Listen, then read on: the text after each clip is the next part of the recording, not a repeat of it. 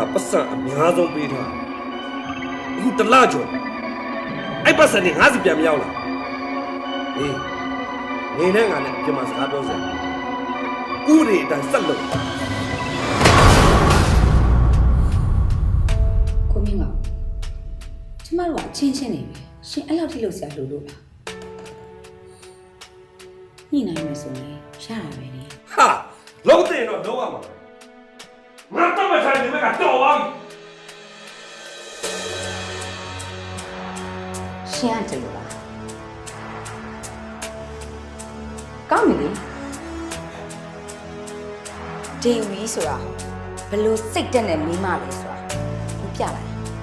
ဟင်မဟုတ်ဘူးတော့သူတို့မင်းရှိကိုရောက်နေပြီပြောတယ် အာမဟုတ်တာကွာမရောက်သေးပါဘူးကွာ အေးငါသားရှင်ကဖုန်းဆက်ကြည့်လိုက်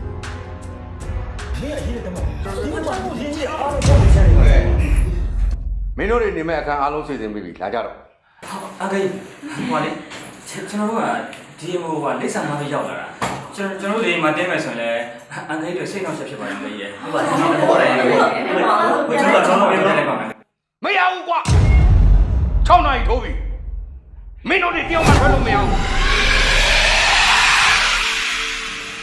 အားကြောင့်ကိုလေးပြန်ပေး နော်လက်လက်တရားတော့လည်းမဖြစ်ဘူးနော်တကူလို့ โอ้你နေစမ်းပါနောက်သူ့ပြလိုက်မယ်အားကြောင့်ကိုလေးပြန်ပေး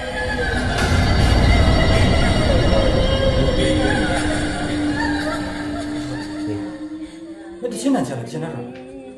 အေးပြီးတော့ငါလည်းကြားတယ်ပေါ့ဒါမိန်းမိုင်တယောက်တချင်းကြီးတယ်မျိုး ဘာတော့ရှိရော ကောင်းလေးအတန်ကိုအကျယ်ကြီးမော်ပါနဲ့ကွာဒီမှာမောင်ရင်ပြင်တခြားလူတွေပါရှိသေးတယ် ဒီမှာဘိုးတော်ဒါသွေးသားပြီးတော့မဟုတ်ဘူးနော်တခုလည်းသားခံရရတာပဲ ဟ